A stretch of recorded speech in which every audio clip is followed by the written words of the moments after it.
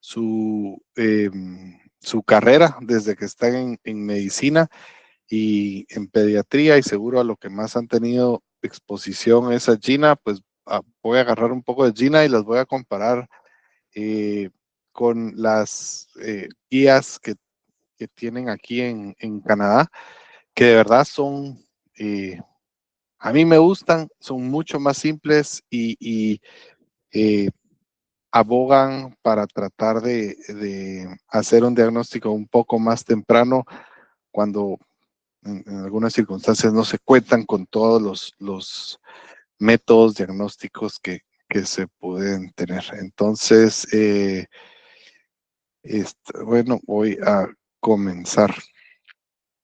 Entonces, ¿qué es el asma? Pues al fin es un trastorno inflamatorio crónico de las vías respiratorias. Se caracteriza por síntomas paroxísticos, o sea, que aparecen o se van, o persistentes, y los principales que ustedes tienen que pensar es disnea, opresión torácica, sibilancia, tos y producción de esputo. Hay una limitación variable del flujo aéreo y pues es una hiperrespuesta. Cuando algo ataca las vías aéreas, reacciona demasiado estas vías respiratorias, y así es como se da el asma y su definición. Pero al final, cuando uno empieza a leer un poco más, se da cuenta de que el asma es un término paraguas, ya que en él se encuentran un montón de diferentes tipos de la enfermedad, diferentes fenotipos, o sea, cómo se presentan clínicamente, por su característica de tos, por su característica del tiempo, o endotipos, o sea, qué es lo que está causando esta asma.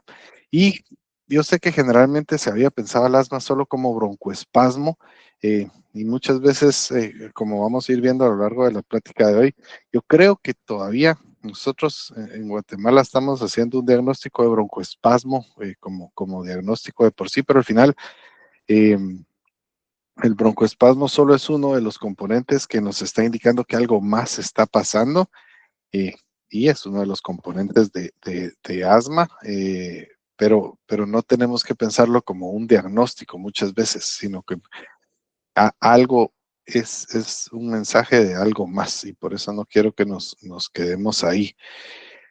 Entonces, hablando un poco acerca de la epidemiología, el asma es una de las enfermedades más, de las crónicas más comunes en el mundo, especial y en niños. Es también muy, muy importante. Estoy seguro que ustedes lo han visto varias veces. En los países desarrollados se estima que la prevalencia es en aproximadamente 11% de la población, y ha venido aumentando en los últimos años la prevalencia.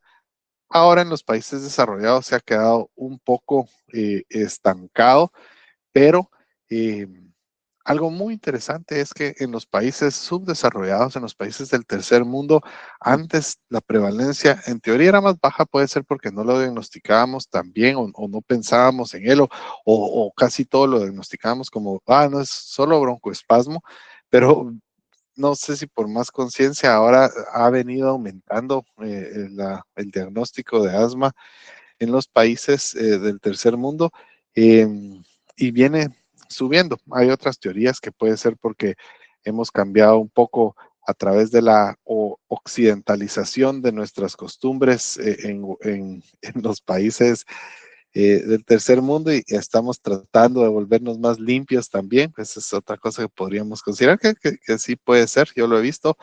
Es una de las razones por las que creo también que nosotros tenemos menos alergias.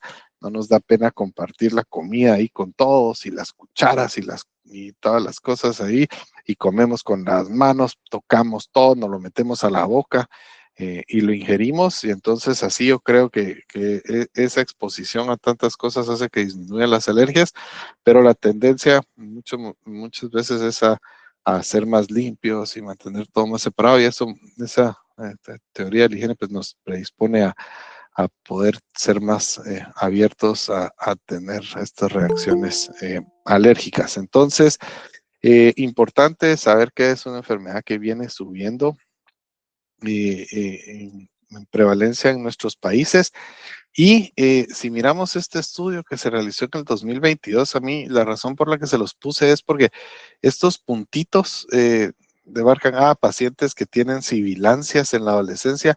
Todos nuestros países acá, nuestros países desde México y bueno, y los que reportaron de Centroamérica, que fue Costa Rica y Panamá, tienen un puntito amarillo que quiere decir del 10 al 20% de la población. Panamá tiene rojo, quiere decir más del 20% de los niños. Y después prevalencia del asma en adolescentes y en niños. También nosotros tenemos Panamá alto porcentaje, Costa Rica también tiene reportadas 10 al 20%, pero al final existe y es muy importante saber que existe en nuestra población. Y ustedes van a leer en muchos lados de que aparte eh, hay algo que se llama la epidemia de septiembre. Acá tapizan las paredes, estás desde como finales de julio, estás preparado para el asma porque viene el asma. Pues eso es porque pues una de las razones que el asma se desencadena puede ser por una infección viral, muchas veces por un rinovirus. Todos los virus la verdad pueden desencadenarla. Eh, pero entonces existe un pico en las presentaciones de asma cuando los niños regresan a la escuela, que es en septiembre, pero para nosotros en Guatemala tal vez lo esperaríamos que sea enero, y también porque tal vez diciembre, porque acaban de venir las fiestas y todos nos juntamos con todas las personas en Guatemala, que es algo tan bonito y que uno extraña del país, estar con toda la familia y, y compartir, pero al final nos estamos enfermando. Y entonces por eso ahí creo yo que son los picos que esperaríamos estacionales. También en Guatemala, asumiendo otras cosas, el humo de los cohetes y de todo. Entonces, hablando un poco de la fisiopatología, pues vamos a hablar de los endotipos de inflamación, porque como dijimos, pues sí, hay una inflamación que ocurre en el asma. Y esto lo toco porque ustedes lo van a escuchar o lo van a leer. Si algún día leen de asma y van a ver que van a hablar de un T2 alto o T2 bajo, pero eso depende de la respuesta inflamatoria que se está produciendo. Nosotros tenemos mucha suerte porque la mayoría de nuestro asma en la población que nosotros atendemos es en niños y es una inflamación T2. Viene siendo la mayor cantidad alérgica o por lo menos, pues sí, con algún componente alérgico o eosinofílico mediado por IgE, y eso es bueno por esta última parte de la descripción aquí donde dice responde bien a corticoides inhalados. Qué bueno, porque si no, uno la tiene difícil cuando no. Y esos pacientes que tienen algún tipo de asma que se puede detectar y que no responden, menos respuesta a esteroides o no hay respuesta, a veces tienen un endotipo T2 bajo, es otro tipo más caracterizada por una inflamación neutrofílica o pausigranulocítica, que quiere decir con pocas células ahí, o puede estar asociada a otros factores de riesgo como la obesidad, o una infección en el cuerpo, pero no responden tan bien y son más difíciles de tratar. Como no tenemos tanto tiempo, vamos a hablar más, nos vamos a basar. Y igual el tratamiento inicial muchas veces se hace de la misma forma. Hay otras cosas que yo puedo hacer, como dar algún tipo de, pues ustedes lo conocen como antibiótico, pero entre más lo voy viendo yo, ya lo miro más como un antiinflamatorio. Estoy seguro que los de enfermedades infecciosas no les va a parecer tan bien esa idea, pero ya se les da atascadas como citromicina eh, y otro tipo de terapias, pero eso pues lo dejaremos en algún otro momento. ¿Alguien quiere ahondar en eso? Más nos vamos a basar en el endotipo T2 alto, que es el que miramos y que generalmente es por causas alérgicas, inducido por ejercicio o también por infecciones virales respiratorias.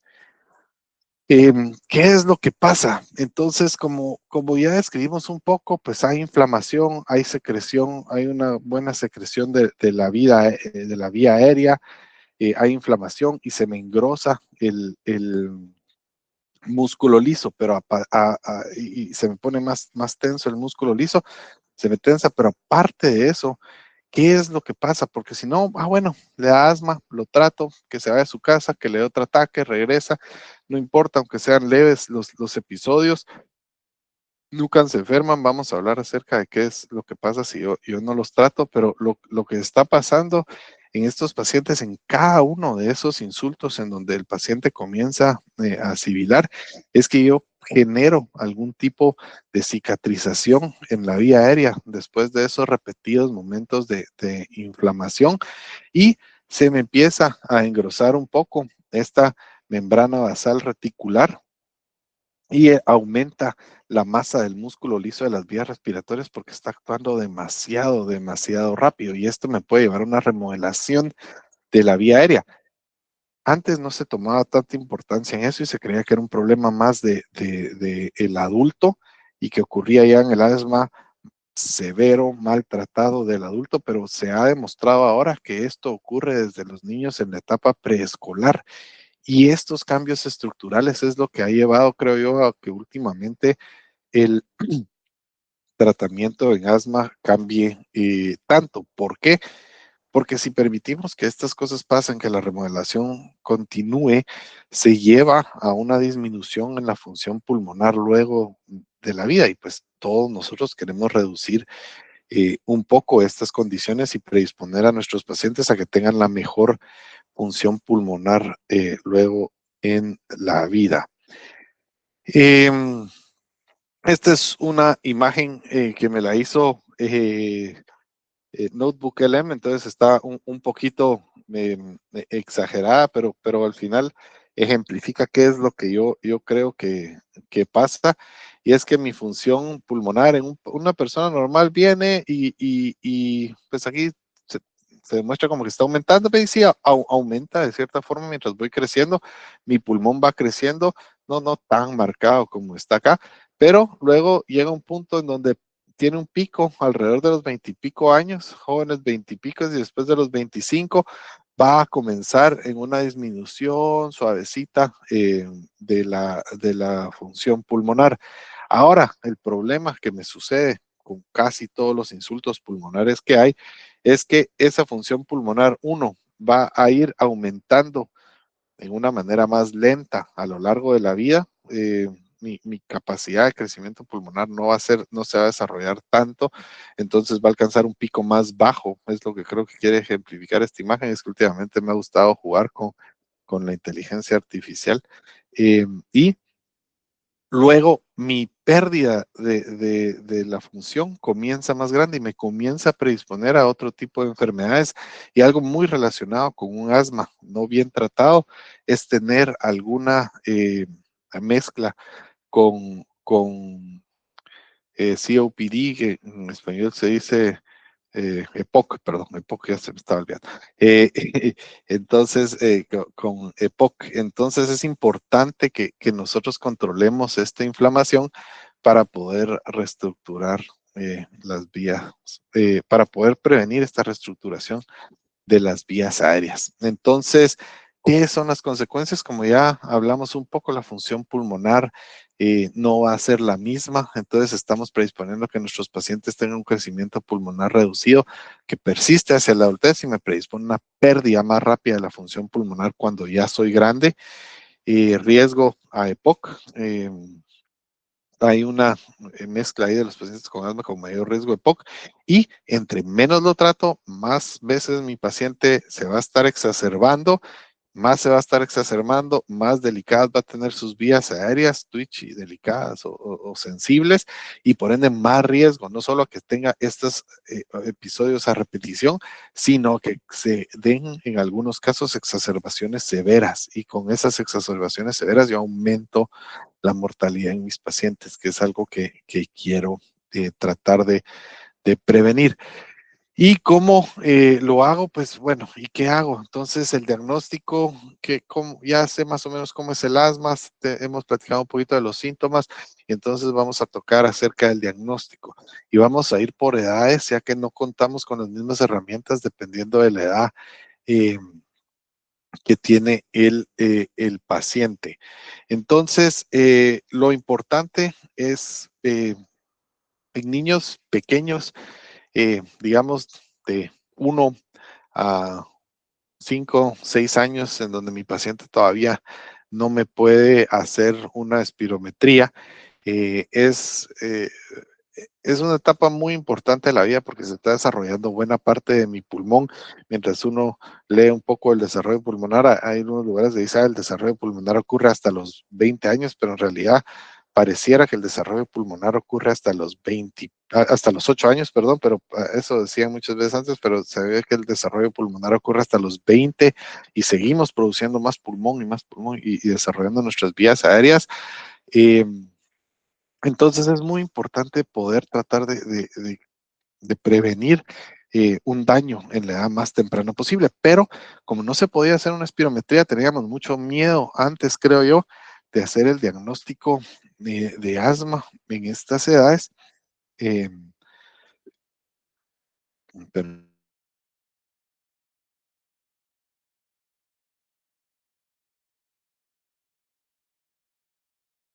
ya, gracias, que me vinieron.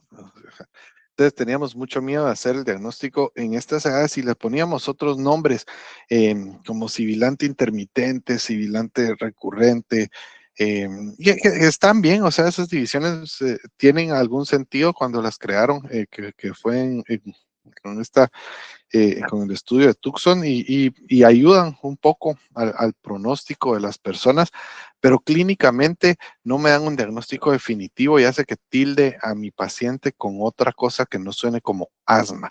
Y el no ponerle a un paciente el título de asmático hace que las personas crean que, no, esto es algo leve, no genera daños, y entonces es más suavecito que el asma, y entonces por eso no lo toman con seriedad y por eso podemos perder oportunidades de tratamiento y oportunidades de, de hacer el diagnóstico. Y por eso en el 2015, un grupo de personas aquí muy valientes en Canadá vinieron y escribieron este position paper en donde ellos decían, bueno, miren, se ha visto que en menores de 6 años ya hay daño pulmonar si yo no trato con asma.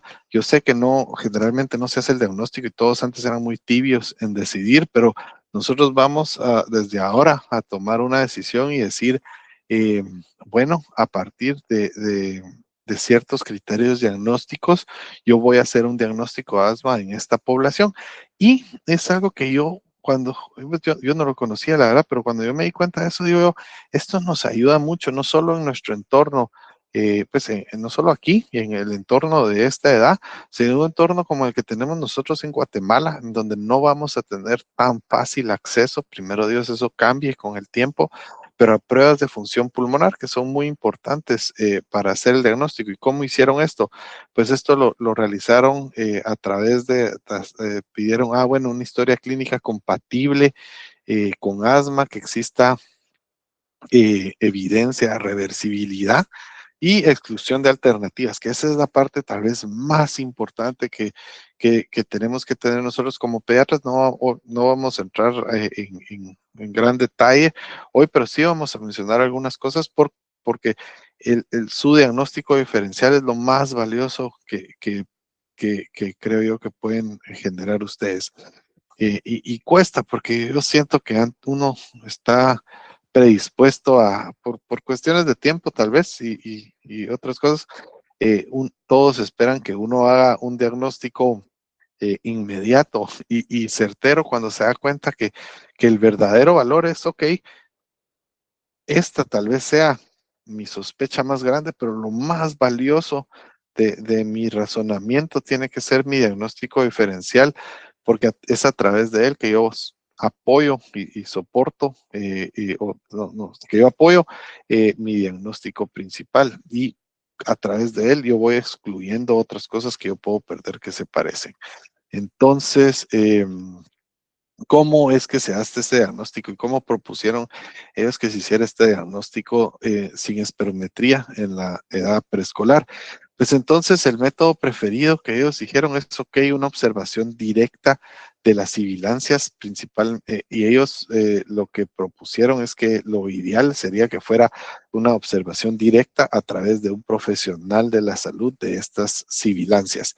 Y lo ideal, y entonces es esta parte, niños de 5 años que se presentan en un momento agudo con signos de obstrucción de la vía aérea, lo importante es, bueno, que tenga una observación directa y una mejoría documentada con broncodilatador. Eso es algo muy importante. Entonces, que el paciente que me llega a la emergencia está sibilando, yo le hago una prueba de salbutamol. Ustedes van a ver que en algunos lugares va a decir albuterol, pero de que le hago una prueba con salbutamol y miro que mejora a través de sistemas que ustedes, estoy casi seguro que la doctora Padilla ya se los debe tener engranado en la cabeza, como lo es el PRAM, que por cierto también lo desarrollaron aquí en Canadá, pero eh, eh, nos ayuda a tener una visión objetiva de que si hubo mejoría o no de los síntomas de asma. Y lo importante es que no hayan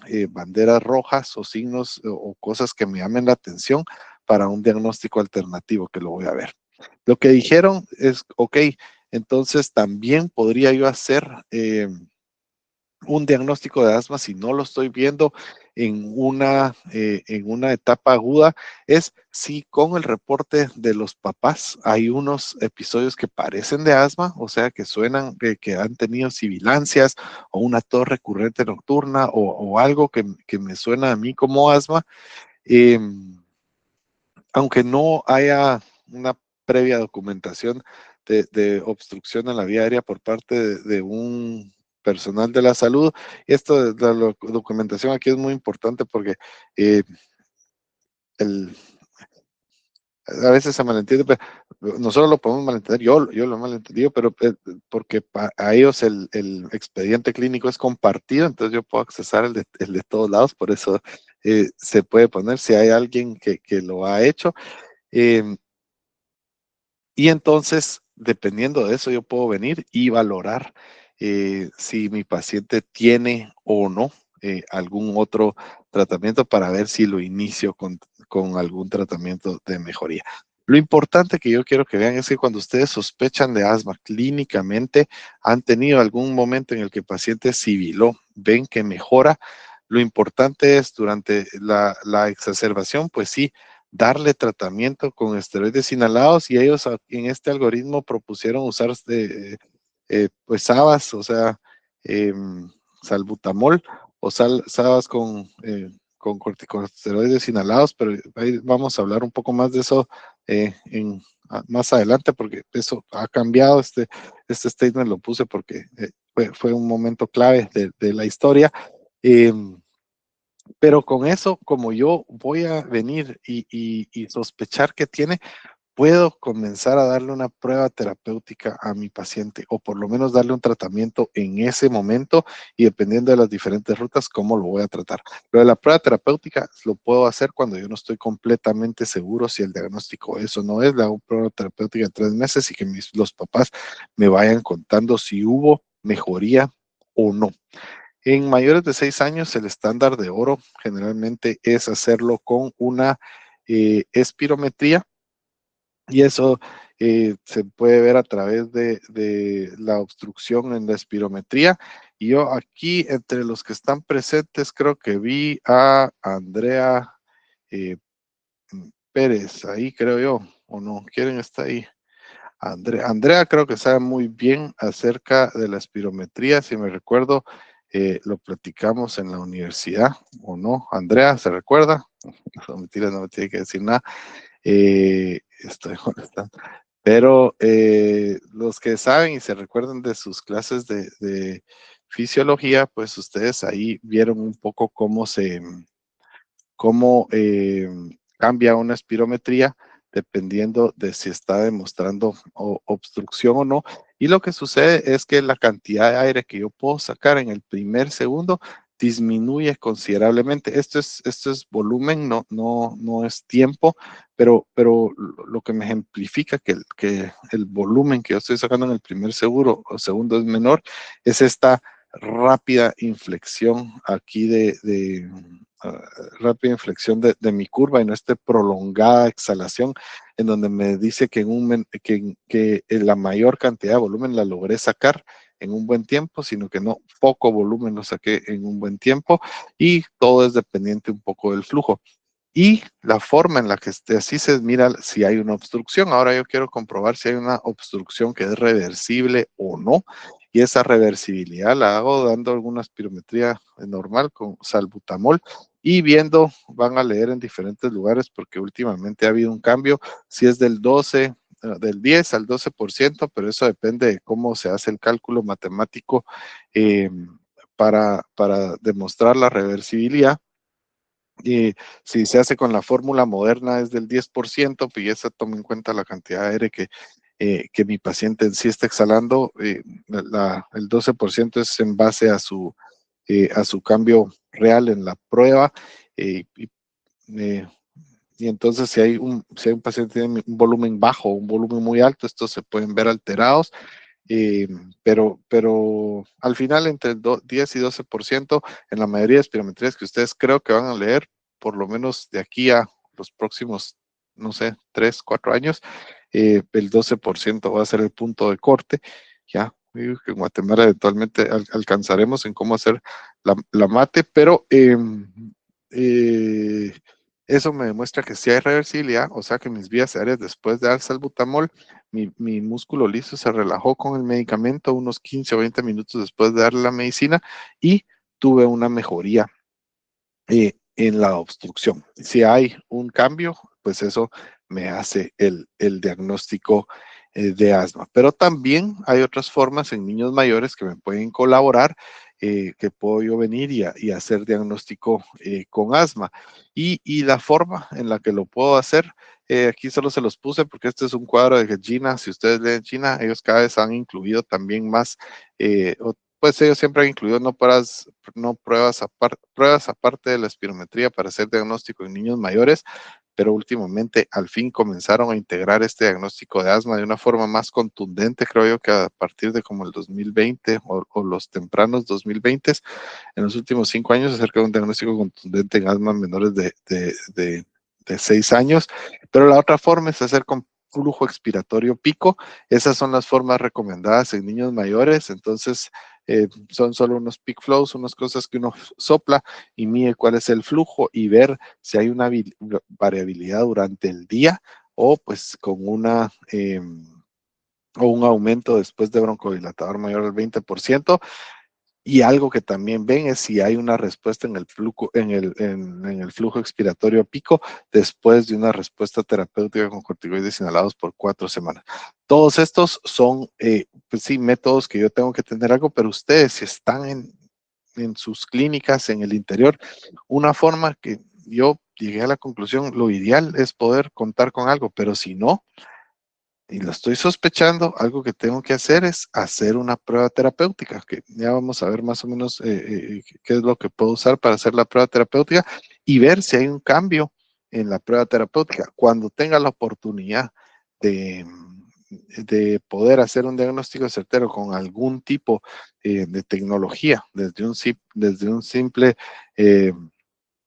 flujo expiratorio pico o con una espirometría, pues ideal que yo lo pueda hacer, pero antes de eso, eh, es importante por lo que hemos hablado de que podemos evitar si hacemos un diagnóstico y tratamiento temprano, que hagamos un ensayo terapéutico con corticoides inhalados para tratar de prevenir estas exacerbaciones. Hay otras pruebas que ustedes van a leer también que se pueden hacer al mismo tiempo con el asma, como el feno, que es el óxido nítrico inhalado, y ese lo que me mide es un marcador de inflamación de la eosinofilia.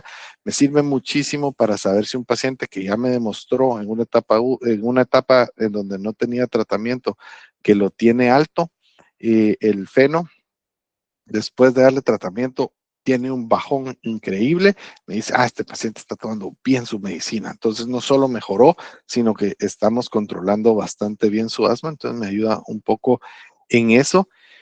Y también puedo hacer unas pruebas alérgicas para desencadenar para identificar algunos desencadenantes que con el prick test o IgS específicas, aunque IgS específicas tal vez no valen la pena porque son más caras y innecesarias, pero un prick test es algo tan barato, debería de valer, no sé, 50 quetzales la prueba, 100 quetzales, tal vez, no sé, no debería ser muy cara. No, o tal vez el PRIC debería costar tal vez 200 quetzales, 300 quetzales por lo simple que es, pero es algo relativamente fácil y rápido de hacer. Que nos pueda ayudar a saber cuáles desencadenantes ambientales hay. Recuérdense que esto siempre es pensando que nuestra respuesta es una T2 alta, ¿verdad? Es una respuesta T2 alta. Estoy pensando en un asma alérgico eh, y generalmente los que tienen el feno alto nos van a responder a esteroides. Entonces, pasando aquí, hay una tabla acerca de cómo la CTS, que es la Sociedad Torácica de Canadá, hace su diagnóstico y por eso me gusta mucho, en especial esta parte, como les dije, yo ya tuve una documentación de una sibilancia audible y otros signos de obstrucción respiratoria y hubo una respuesta a mi tratamiento con SABA, más o menos corticosteroides inhalados, que ahorita vamos a platicar más adelante. Luego, siempre todas las diferentes instituciones van a recomendar hacer una espirometría y ver que hay una respuesta al FEB1 eh, o hacer un flujo expiratorio pico. Y si esas respuestas, y si la espirometría no sale que tiene obstrucción, algo importante que quiero que sepan todos ustedes es que eso no necesariamente hace que mi paciente no tenga asma. Aunque una espirometría positiva, una espirometría que demuestre obstrucción y que demuestre reversibilidad, me me da mucha información hacia un diagnóstico certero de asma. Una negativa no necesariamente me lo niega porque como hemos platicado, el asma también es una enfermedad variable y podemos estar cachando al paciente en una etapa de poca o casi nula inflamación y por ende hay otros tipos de pruebas que yo lo puedo hacer en los pacientes, como lo es una prueba de metacolina, en donde yo le estimulo la broncoconstricción a mi paciente y miro si hay un cambio en su relación FB1-FBC, en su FB1, perdón, y se demuestra una obstrucción en su relación FB1-FBC o con exámenes de ejercicio y otras cosas. Entonces, eso es lo que generalmente se hace para exámenes, pero en nuestro ambiente, si no tenemos nada, váyanse siempre con su sospecha clínica y una prueba de tratamiento. Como hemos platicado, hay otras cosas que yo no puedo dejar de pensar cuando escucho la sibilancia. Entonces no quiero que, como les dije, que solo se vayan, sibila, es asma, y yo ya tengo un diagnóstico. No, no todo lo que sibila es asma. Si el niño tiene una hay otras cosas que yo tengo que pensar. Si el niño tiene una tos así húmeda, una tos muy húmeda que no se le quita y no se le quita, no tiene predilección por las noches y una tos húmeda no se le quita, eso tienen que pensar que hay algo más. Puede ser una bronquitis bacteriana o otras cosas, pero tengo que pensar que hay algo más. Y no es algo que cambie. Sí puede haber a veces una tos un poco húmeda con asma, puede haber una tos húmeda durante una infección viral y que sea asma, pues escucho la sibilancia, pero nunca tienen que hacer el diagnóstico completamente certero, sino, y menos aún si no contamos con pruebas que nos hagan el diagnóstico como lo puede ser una espirometría. Siempre tienen que pensar que hay otras cosas ocurriendo. Tienen que pensar que pueden haber cosas que hagan sonidos que parezcan sibilancias, pero tienen que fijarse mucho en el momento en el que el sonido que suena como una sibilancia se hace. Si es inspiratorio o expiratorio, hay sibilancias inspiratorias y expiratorias, pero si principalmente yo lo escucho aquí en la garganta o en las vías aéreas superiores, puede ser que lo que me esté indicando es que hay alguna otra cosa, como una traqueomalacia, y eso me esté generando algún otro diagnóstico. Y saber que si mi paciente tiene también una descarga nasal persistente, pueden haber otras cosas como una infección aguda en ese momento o una rinosinusitis o sinusitis alérgica y eso pueda generar algunos sonidos que no hacen que o que se confundan, digamos. Inicio menor a los 12 meses es algo también muy importante que yo quisiera que tuvieran presentes ustedes siempre, porque inicio menor a los 12 meses me estoy yendo más por una bronquiolitis o que algo más esté pasando y tengo que siempre ver si mi niño está creciendo normal o si las sibilancias son solo de un lado del cuerpo para que no se me vaya una aspiración de cuerpo extraño o una enfermedad pulmonar crónica, una enfermedad pulmonar intersticial en donde ya el tejido pulmonar esté dañado y hay algunos sonidos o hay secreciones que me estén dando otro tipo de sintomatología. Si es todo lo pulmonar, siempre lo quiero diagnosticar como asma. Y sepan que hay un montón de otras cosas que ustedes van a estar viendo durante esta su unidad de asma como la fibrosis quística que tienen que comenzar a pensarlo, discinesia ciliar primaria, que yo creo que no hay un diagnóstico todavía en Guatemala, pero estoy seguro que van a aparecer muchos una vez los comencemos a buscar y tenemos que mantener siempre los ojos abiertos para cuando un paciente tuvo una infección viral, sí, tuvo una su neumonía, sabes, tal vez no tuvo tantas sibilancias mientras estuvo en la etapa aguda, pero después apareció o con una dificultad respiratoria que no se le quita y a veces se puede oír sibilancias o si le escucho sibilancias. eh, entonces puede tener una bronquiolitis obliterante infecciosa y que se presente en algunas ocasiones como sibilancias, pero la idea es que el paciente le cuesta, tiene disnea, que no es característica y nunca mejoró, y siempre hay un evento infeccioso que lo desencadena. En escolares y en adolescentes hay otras cosas que yo tengo que pensar también. Una tos que no se quita, no puedo dejar de pensar que una tos psicógena o tos por hábito puede estar causándola. Eh, a veces pacientes que eh, tienen obesidad o mala actividad física pueden tener síntomas que parecen asma o pruebas espirométricas que parecen asma, que eso me ha llamado mucho la atención a mí. Y algo muy importante también es esto que se llama obstrucción laringea inducible o disfunción de las cuerdas bucales eh, o, o obstrucción laríngea inducible por ejercicio, en donde estos son pacientes que, puchica, súper sanos, son súper competitivos, como todos ustedes, que seguro solo sacaban notas de 95 para arriba en el colegio y ahora con el doctor Montiel, todos ustedes deben de ser así súper competitivos, de las mejores notas que hay, pero de repente están jugando deportes o están corriendo y de repente empiezan con unos sus síntomas, así que les cuesta respirar y que sienten, a veces, muchas veces se hace un diagnóstico malo de asma, pero es muy interesante que el paciente se sienta, se relaja, le hicieron un diagnóstico de asma, toma su salbutamol y después de 3 minutos ya está otra vez corriendo casi que a un nivel muy cercano a su nivel tope y de repente otra vez le comienza a dar esta eh, dificultad respiratoria. Puede ser más esta disfunción de las cuerdas vocales o obstrucción laringea inducible por ejercicio y se mira mucho en personas súper competitivas con notas muy altas y el diagnóstico de asma se hace y se trata como que si fuera eso y es algo más que se puede tratar de una manera mucho más, pues con otros tratamientos sin darme medicamento. Y generalmente ocurre en deportistas de alto rendimiento y los diagnósticos diferenciales siempre digo que son importantes tener porque hay estudios en donde demuestran que creo que más del 30-33% de los pacientes eh, con diagnóstico de asma en algunos lugares tienen el diagnóstico incorrecto.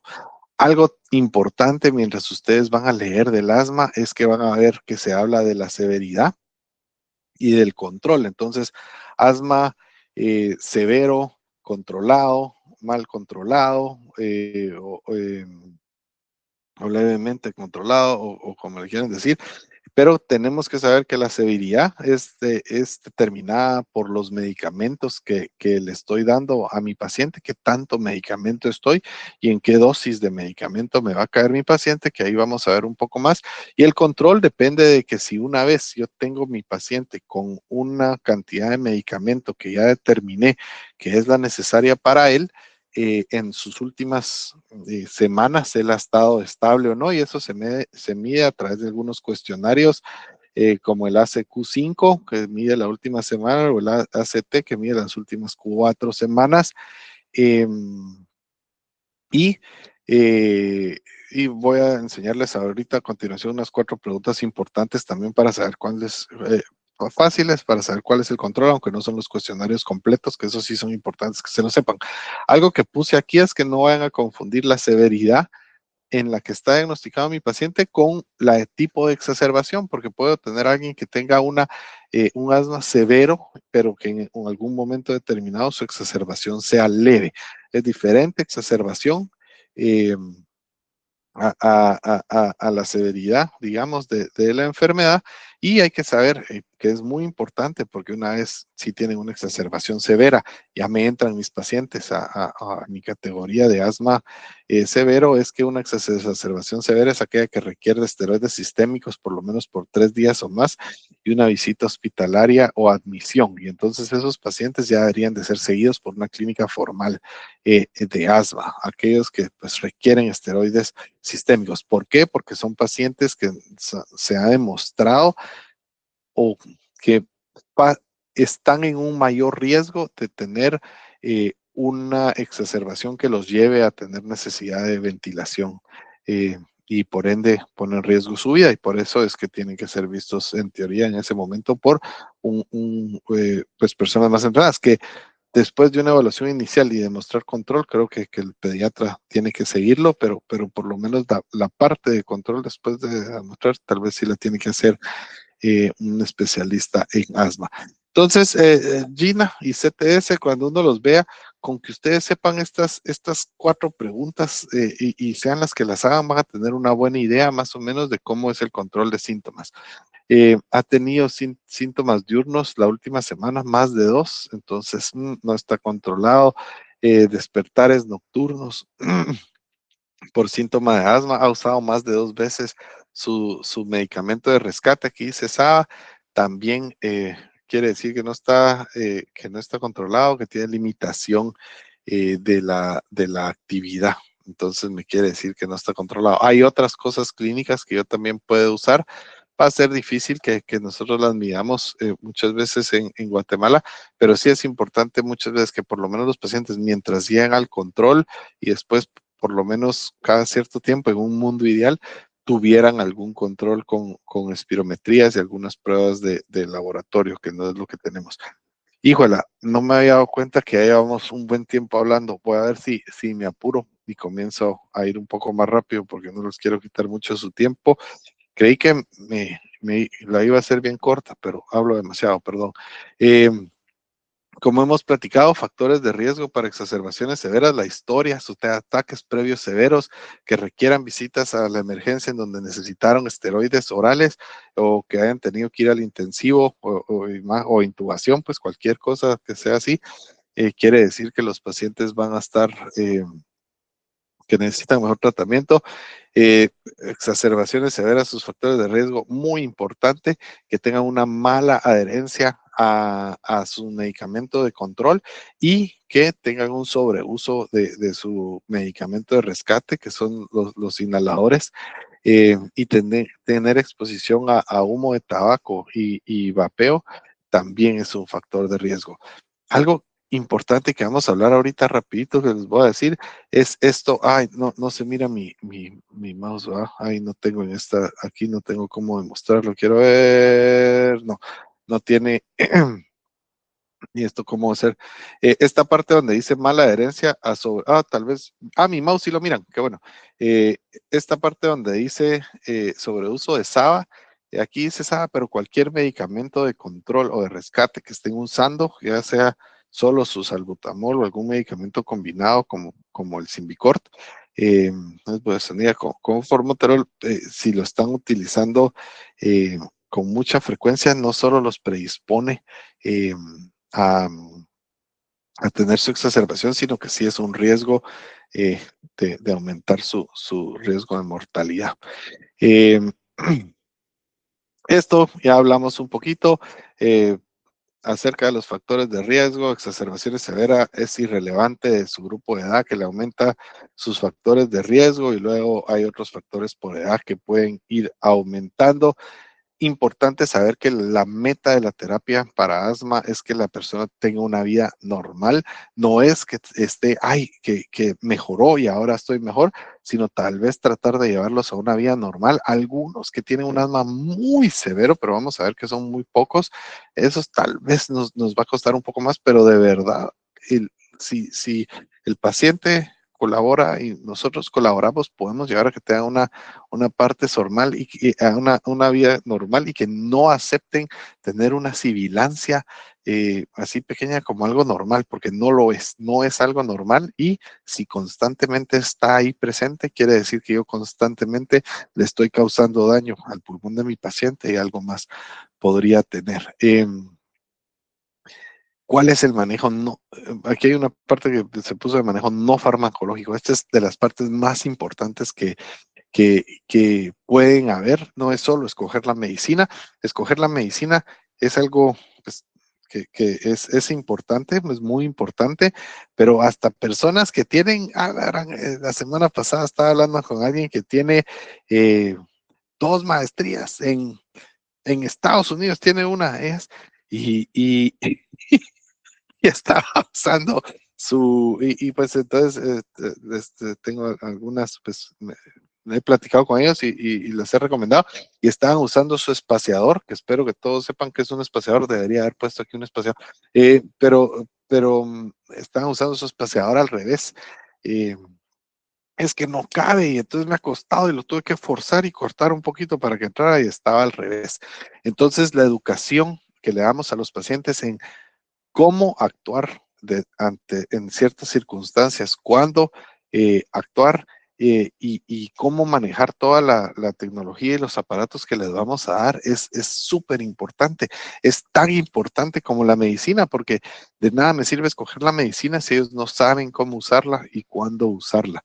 Eh, entonces eso es algo importante, y tratar de evitar en el medio ambiente los desencadenantes que pueden pasar, que pueden tener los pacientes. Entonces, para eso es importante darles un plan de acción a los niños. Este es un plan de acción que utilizamos acá para darle a los pacientes, que se creó en su versión en español, y entonces cuenta con el nombre de paciente. Siempre se pone un número para que se pueda contactar con su médico, y se hace una indicación de qué es lo que tienen que hacer, cuál es el medicamento que le vamos a dar, cuál es la dosis que tiene que tomarlo y cuántas veces al día las tiene que tomar, y cuáles son los síntomas que tiene que tener esa persona durante el momento.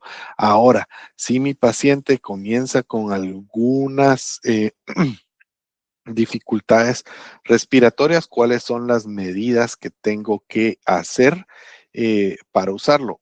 Hay algo eh, a ver, quiero tocarlo, pero a ver, que no quiero explicarlo más.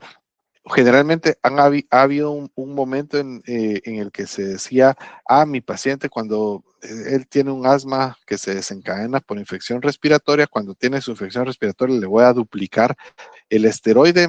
Si lo llega a necesitar que se duplique, quiere decir que no, pues su medicamento de base no lo está controlando bien, y a pesar de que, como vamos a hablar ahora, cada vez se está moviendo más a que siempre se den con medicamentos combinados hasta en el momento del rescate, o sea, salbutamol con budesonía, por lo menos esos son los estudios. Eso de duplicar la dosis no es la forma de controlarlo. Si comienza con síntomas, pues sí, voy a comenzar a darle más salbutamol, y si le estoy dando un medicamento combinado se lo voy a dar, pero es importante irle escribiendo a las personas en cada parte qué es lo que hay que hacer.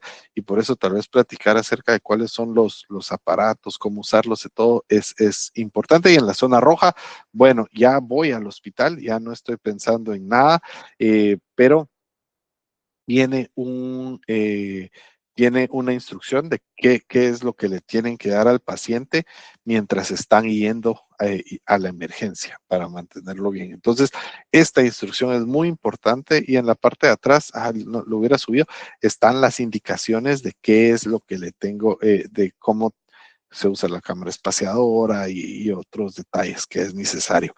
Algo importante que vamos a tocar rápido, la controversia de las sibilancias virales, si es un tratamiento diario o intermitente. Eh, en Canadá es muy rápido a hacer el diagnóstico, aquí se es muy rápido hacer el diagnóstico de asma en una edad relativamente temprano. Si ya es su segundo episodio, a veces se puede esperar el tercero de sibilancias que responden a salbutamol. Eh, yo le voy a estar dejando, tal vez en el primer episodio, lo sospecho, le voy a dejar eh, un salbutamol solo por síntomas. Al segundo episodio ya comienzo a considerar que le voy a dejar un corticosteroide inhalado diario. Eh, y esto para tratar de disminuir esa cantidad de riesgos, esa cantidad de exacerbaciones que mi paciente tiene. Prefiero, como les dije, dejar un corticosteroide inhalado diario a una dosis más baja que dar dosis intermitentes altas cuando tienen exacerbaciones. ¿Por qué? Porque al final, eh, aunque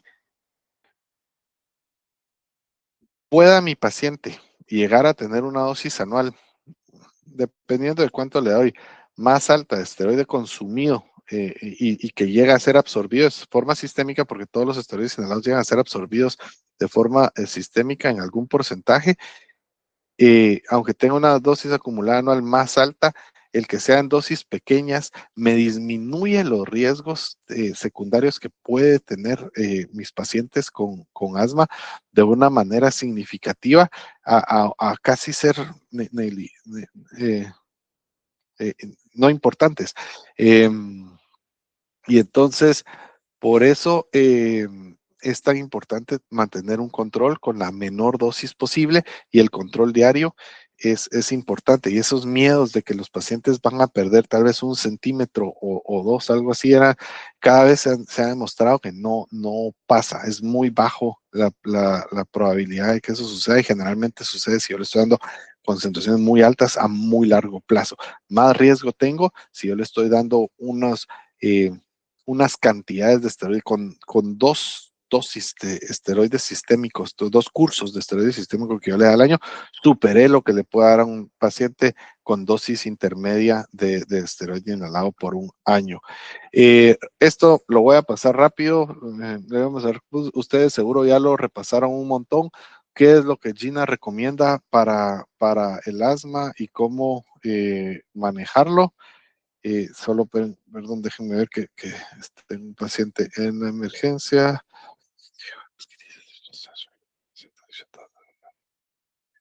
Ok. Eh, ok. Entonces, eso, la Gina, ustedes ya la saben.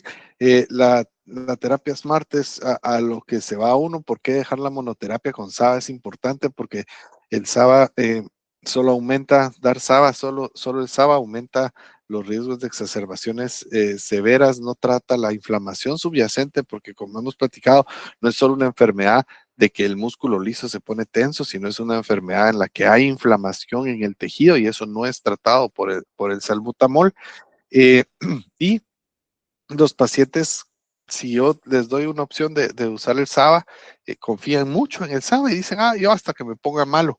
Y entonces no les gusta mucho el controlador. Como hemos platicado, es multifactorial, no es solo un cambio en el músculo liso que se me da en el asma y por eso yo tengo que atacarlo de diferentes formas. Y más recientemente, esto salió creo que a principios del año, no, o a mediados del año pasado, o a principios, salió el año pasado, Y entonces es un tratamiento en donde se explica que en los pacientes que tienen asma leve eh, o muy leve, cuando se trata de controlar eh, solo con salbutamol, aquí dice albuterol, pero albuterol y salbutamol es lo mismo que acetaminofén y paracetamol, o que se les daba albuterol y budesonía para tratarlo durante su exacerbación. Esa es la parte que dice aquí, as needed, o sea, durante su exacerbación. El riesgo acumulativo de exacerbaciones severas disminuía. Y entonces por eso cada vez se aleja uno más de dar solo el salbutamol, sino que se está pensando en que ahora casi nos vamos a estar moviendo a dar medicamentos combinados hasta de forma de rescate.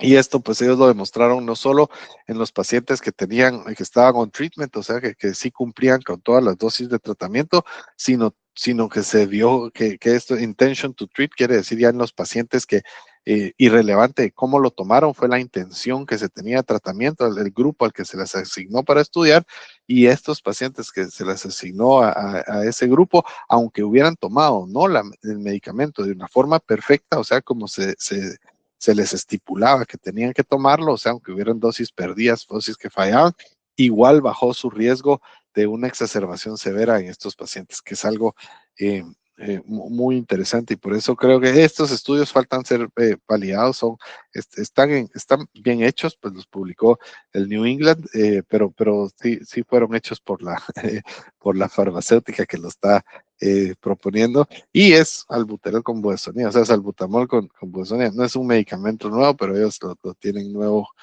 ya esa combinación ya la tienen lista para promocionarla y a ver a cuánto va a salir. Eh, Estos son los diferentes tracks o pistas del GINA por edad. Y lo que les quería decir, hablar acerca, pero a lo que iba con esto es que miren, son muy complicadas, ¿va? Una por edad, diferentes formas de subir, de bajar. A mí siempre me cuesta eso, me cuesta mucho. No soy tan pilas para recordarme cuánto hay que darle por edad y todo. Y por eso me gusta tanto lo propuesto aquí en el Continuo Canadiense de Asma, en donde es una misma escalera de tratamiento para todos. Ahora, con las nuevas, esto que salió el último año, muy probablemente este SABA únicamente en los próximos años se va a ir cambiando. Falta que se haga un poco más de evidencia para corroborar esos datos, pero lo más seguro es que nos vamos a ir alejando de eso. Y me comienza a hablar acerca de qué es lo que le tengo que ir dando a mis pacientes y no importa tanto la edad, sino que es un continuo de tratamiento con eh, con algunos paréntesis en donde se pueden dar por la edad. Aquí en Canadá se agrega el ABA, o sea, para que se convierta en Symbicort. Eh, Hasta los 12 años, porque no hay MDI, sino solo polvo seco. Entonces, el polvo seco es el que es un tubito que se inhala. Y entonces, pues eso por eso se agrega hasta después, pero es una forma mucho más fácil, entiendo yo, de leerlo. Entonces les mandé, creo, con el doctor una copia de esta, si la pueden leer, y creo yo que si la pueden usar para sus vidas y aplicarla es más fácil y más clínicamente aplicable. Algo importante que quiero hablar también es que todos traen acerca del Montelukast y el riesgo del Montelukast. Montelukast es un hit or miss, o sea, me funciona o no me funciona y es increíble cómo en el número de pacientes que funciona es muy bajo, pero en los que funciona, que no sé, tal vez, esto es yo inventándome el número, esto sí no es de ningún lado, tal vez 15 a uno de 6, uno de 5 pacientes responde al Montelukast cuando no ha respondido a lo anterior. Cuando les funciona el Montelukast les cambió la vida. Puchica, me dio el Montelukast y me cambió la vida. En la mayoría no funciona, pero tiene un riesgo muy importante que si en algún momento ustedes lo recetan y por eso cada vez la gente lo receta menos y menos y menos, es que tiene efectos, tiene consecuencias de efectos neuropsiquiátricos. Entonces los pacientes pueden tener ideas suicidas, depresión, de tristeza, sentimientos malos, y si comienzan con algún sentimiento así de tristeza extrema, yo creo que es suficiente para quitarlo por el riesgo a que esto siga avanzando, aunque cuando funciona, funciona. Lo que sí es que hay que advertir a los pacientes de su black box, o sea, de su advertencia de alto riesgo, eh, y tener mucho cuidado y seguimiento a los pacientes que se les que se les receta. Asma severo es un asma que ya estamos llegando a los pasos altos de tratamiento, en donde ya superé, ya llegué a mis dosis medias, me estoy pasando a dosis altas de mi corticosteroide, de mi tratamiento combinado inhalado, y aún así no lo logro controlar, o ya le agregué el Montelukast o todo. Generalmente lo va a ver un especialista en asma. Solo quería traerles esto. Es muy baja, la cantidad de pacientes que tienen esto es muy baja, así que no menos del 5%, y muchos de los pacientes que diagnosticamos con asma severo, el problema es que tienen asma de difícil tratamiento, pero de difícil tratamiento muchas veces es que el problema es que no se toman sus medicamentos. Entonces es un asma severo de mentiras, o fake news, es un fake severe asthma, o sea, es de mentira. Eh, no necesariamente algo difícil de tratar es igual que severo. Entonces eso es porque siguen con factores ambientales que los molestan, que tienen otras comorbilidades o una mala técnica de adherencia, que generalmente ese es el problema de la mayoría. ¿Cómo lo hago cuando yo tengo asma severo? Pues bien, vengo y con los marcadores de T2 alto, veo cuáles me salen altos, y con estos yo logro decidir a qué... a qué biológico a qué categoría de biológico yo le puedo recetar.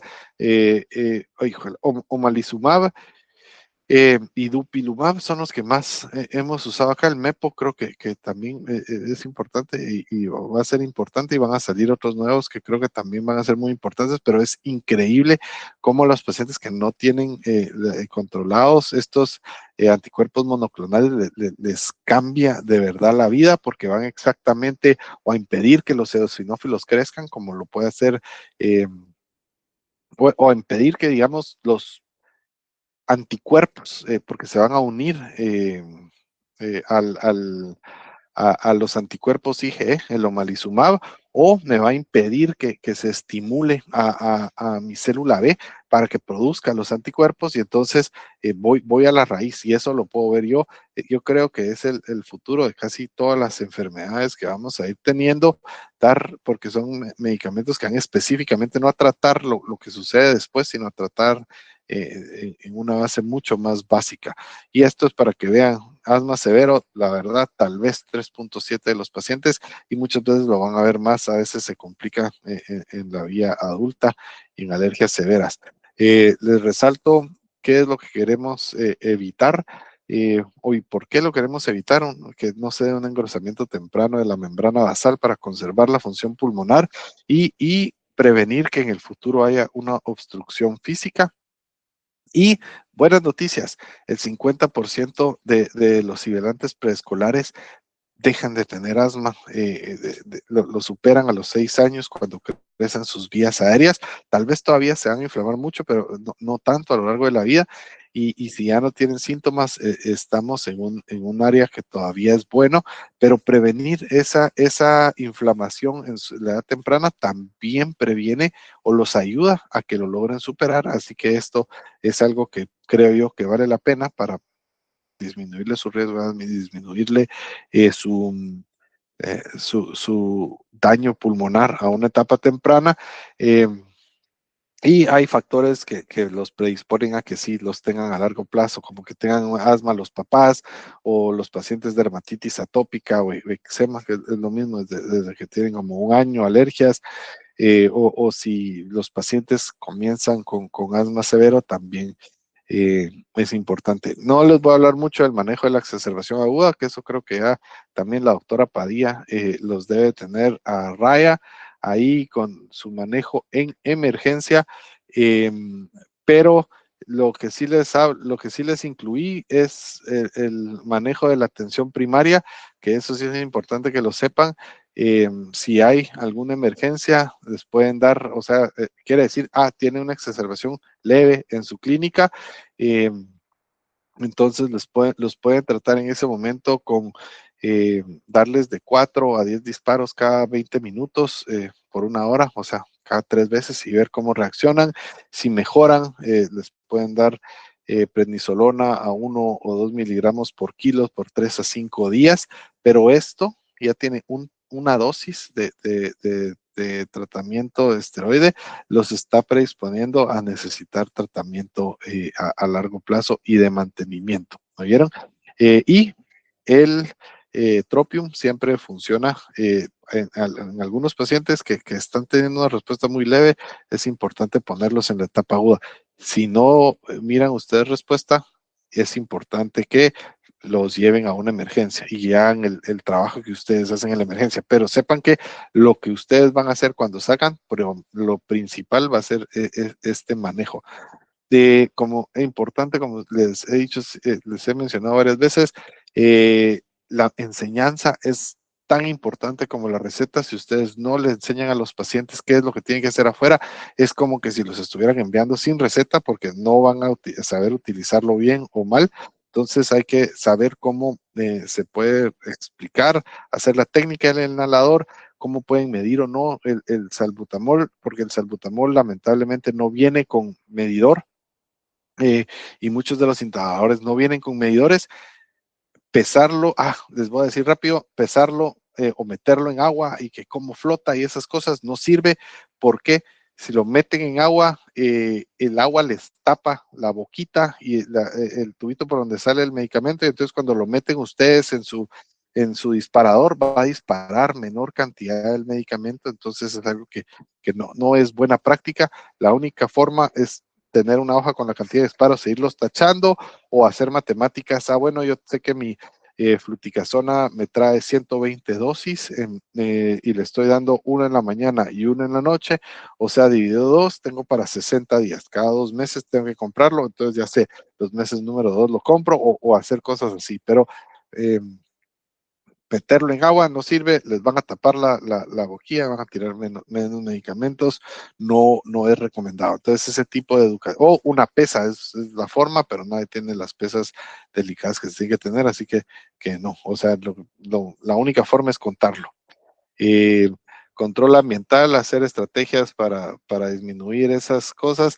La tasa de no adherencia al tratamiento es 50% casi siempre en los pacientes, entonces hay que tratar de reducir la carga de medicamentos que tenemos y por eso con la terapia de Smart para solo tener un inhalador es importante. Eh, y hay esteroides que solo se pueden dar una vez al día. Son más caros. La ciclesonía, que creo que, eso no me recuerdo que estaba en Guatemala, esa se puede dar en leves. No me gusta, pero funciona.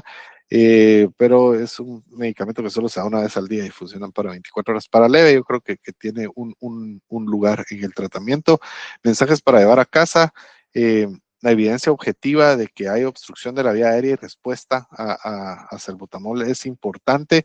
Si se demuestra una repetición, hay que dar corticosteroides inhalados diarios. Es mejor que dar dosis altas de una forma aguda cuando se enferma, sino que, bueno, la idea es que entonces si yo le estoy dando cuando se enferme, no me va a sibilar. Ese es mi objetivo y es más seguro hacer eso que cuando cada vez que se enferma, se enferma, le meto de todo y le pongo nebulizaciones por todos lados.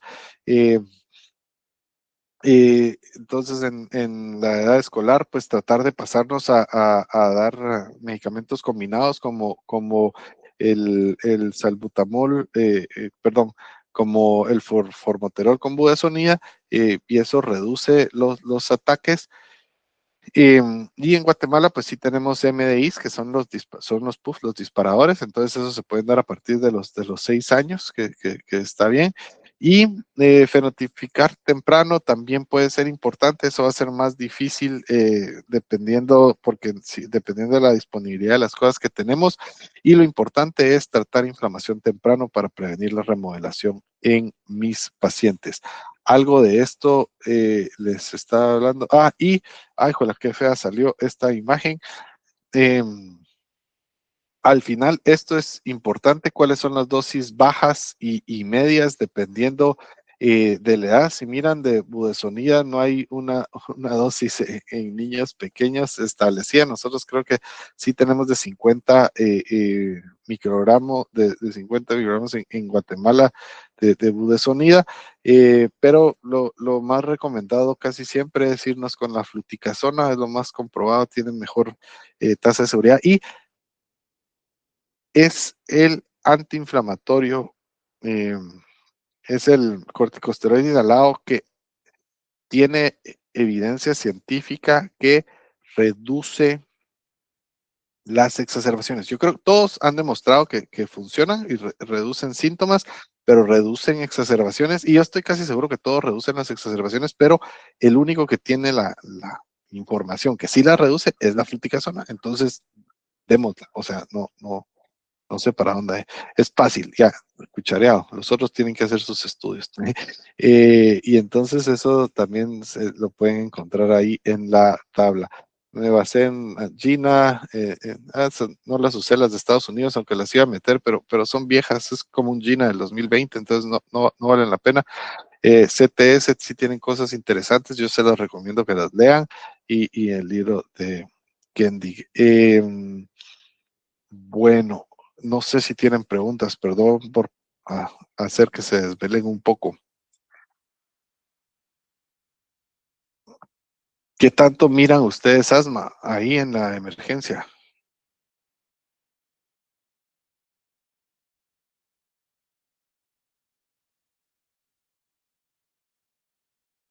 Jairo, qué bueno, quitaste el mute. Cierto, yo creo que todos hemos tenido experiencia manejando asma. Es bastante frecuente lo que vemos en el hospital. Y en Pues, base a las exacerbaciones que presentan los pacientes, mucho ya con diagnósticos y tratamientos establecidos. sí, y lo importante, lo que yo quisiera que ustedes tal vez repasaran, yo sé que uno en el hospital pierde mucho la perspectiva, pero repasaran cuál va a ser el tratamiento, el manejo, cómo mirarían a ustedes esos pacientes.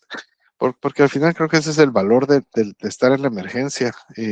¿Cómo los mirarían a esos pacientes si estuvieran en su clínica y qué es lo que harían? Porque ese tratamiento emocionante de emergencia intensivo no es lo que la mayoría va a hacer. Entonces, que hagan ustedes el ejercicio de qué es lo que van a hacer en sus clínicas es muy importante. ¿Cuáles son los pasos para subir la cantidad de medicamentos o bajar la cantidad de medicamentos? Creo que es algo importante que tienen que considerar. em, y cómo se van a manejar ustedes ahí, cómo van a hacer el diagnóstico. Y esos pacientes que ustedes han tenido, que ya tienen el diagnóstico, a todos les hicieron espirometrías. ¿O saben si les han hecho? ¿O solo ha sido clínico el diagnóstico? A los pacientes que sí les diagnosticamos asma es porque tienen diagnóstico, o sea, o se lo han hecho como en privado, pero generalmente les ponemos como diagnóstico de asma cuando ya tienen, como no los diagnosticamos ahí en la emergencia. O sea, sí No, tienen ¿verdad? como antecedente, ajá, de tener, por ejemplo, hay unas mamás que dicen que sí se les hicieron la espirometría, hay unos que dicen que en el ICS o algo así, ajá. Sí, y han tenido pacientes que tienen sibilancias y que no, es segundo episodio, tercer episodio, sí, le dieron, y no y cómo los clasifican a esos, solo como segunda bronquiolitis, tercera bronquiolitis o no. Sibilantes recurrentes generalmente. Ujú.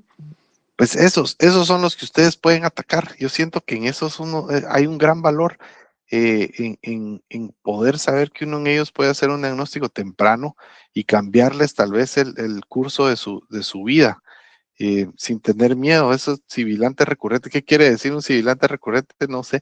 Tiene algún valor pronóstico, pero a mí me cuesta mucho cuando son cosas complicadas, yo me confundo. Y entonces por eso sibilante recurrente, intermitente. Ay, no, todas esas cosas no me confunden porque las palabras no las entiendo. Pero tienen un valor pronóstico, creo yo, pero la simpleza de poder decir, ok, este es un paciente que ahorita me está tomando síntomas de asma, pues sí, ya va un segundo episodio, parece asma.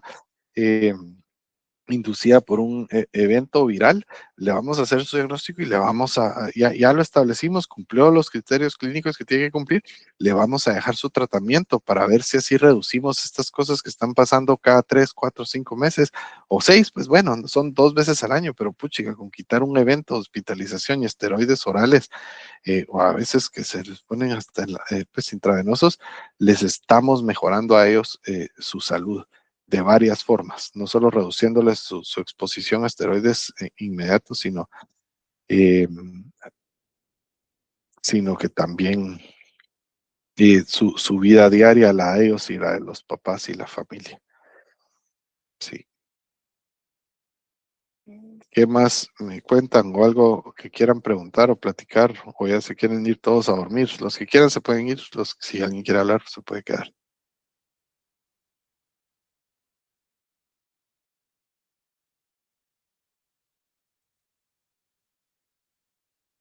Bueno, ya todos están.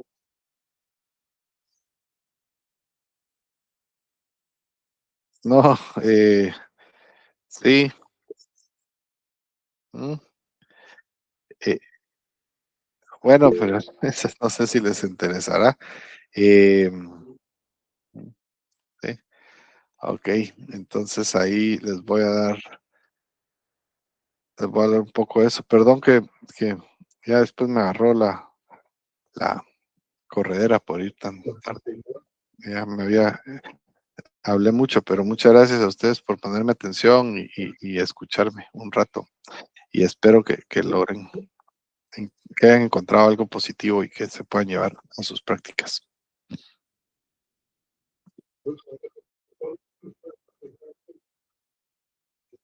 Dios, gracias a ustedes y aprovechen todo lo que les da el doctor Montiel, porque en, viendo en otros programas de Latinoamérica he tenido la oportunidad de compartir y en muy pocos lugares se les pone tanta atención a esos detalles y la mayoría de personas están libres a casi que educarse como puedan y de los consejos que van agarrando en el corredor. Así que aprovechen.